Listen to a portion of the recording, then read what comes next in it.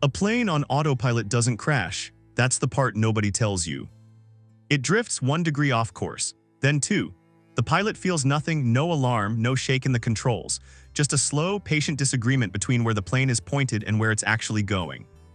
And by the time anyone checks the instruments, the airport it was supposed to reach is 300 miles behind, off the right wing gone.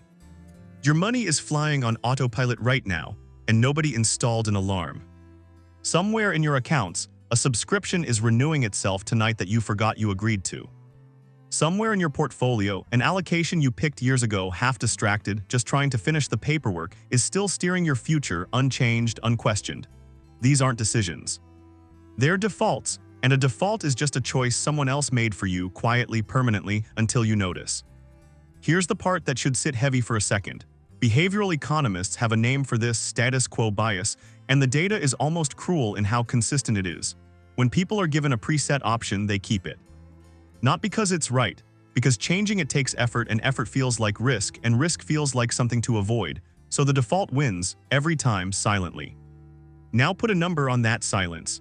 A single unused subscription, $12 a month, compounding for 20 years at a modest market return, isn't $12, it's closer to $7,000. One subscription, one default.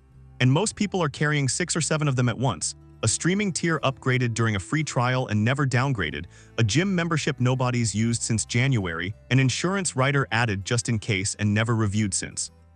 This is where it gets uncomfortable, because the plane doesn't know it's drifting. That's the whole design of autopilot. It feels stable. It feels like nothing is happening, and that feeling of nothing is happening is exactly the feeling most people have about their money right now. Calm, fine, under control.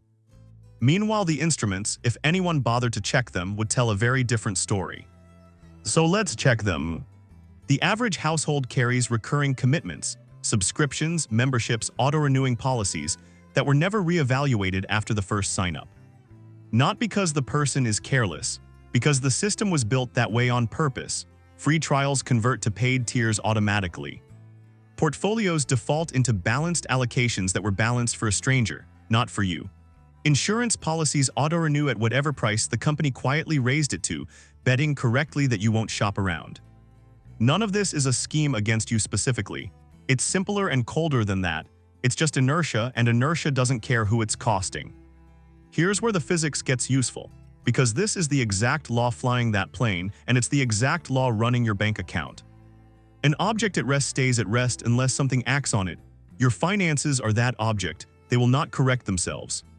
The friction that keeps you from switching, canceling, or rebalancing isn't laziness. It's a measurable force, and it's working exactly as intended, just not in your favor. Every company that auto-renews a plan is quietly betting on that friction.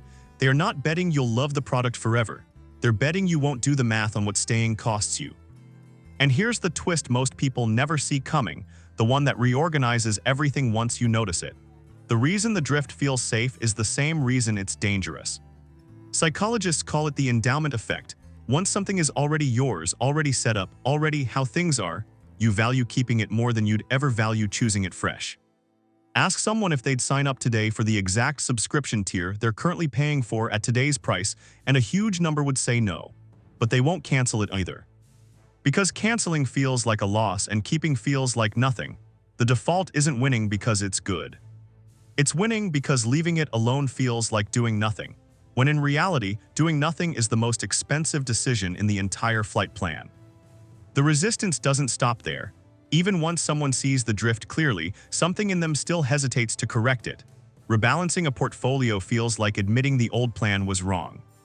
Canceling a subscription feels like losing something, even when it's something barely used.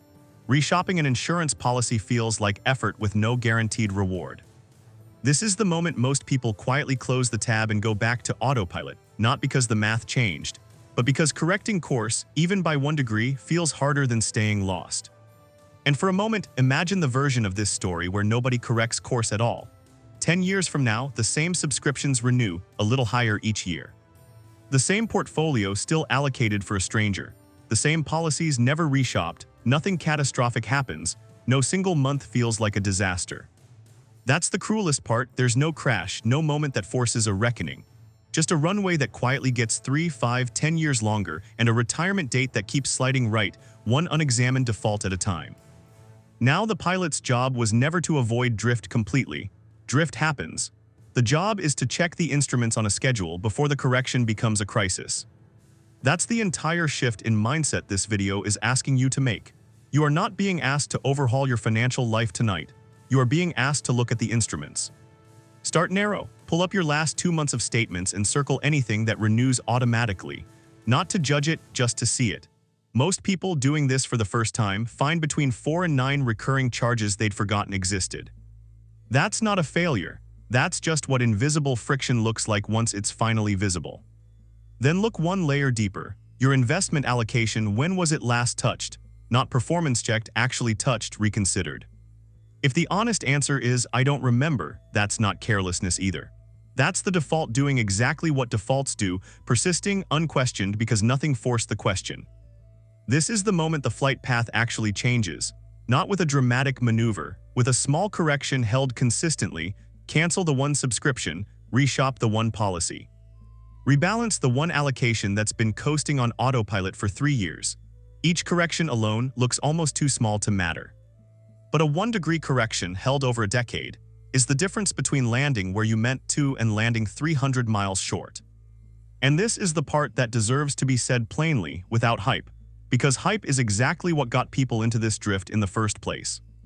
This isn't about deprivation. It's not about canceling every convenience or living smaller than you have to. It's about making sure the convenience was actually chosen, and not just inherited from a system designed to keep you comfortable enough to never look at the instruments again. The years you get back aren't hidden in some aggressive investment nobody told you about. They're sitting in the gap between what you're currently paying for by default and what you'd actually choose if you looked. That gap, recovered and redirected, compounding quietly for the next decade, is very often the exact difference between retiring on someone else's timeline and retiring on your own. There's one more thing worth sitting with before this ends. The autopilot on a real plane isn't the enemy, it's a tool, and a good one, when someone is still watching the instruments every so often. The danger was never automation itself. It was automation nobody ever checked again. Your subscriptions, your portfolio, your policies, none of them are the problem. The problem is the assumption that setting them once means they're set forever. Check the instruments, not because something is wrong right now, because something has been drifting the entire time, and the only reason it hasn't cost you everything yet is that you haven't looked. Look now while the correction is still small and still yours to make.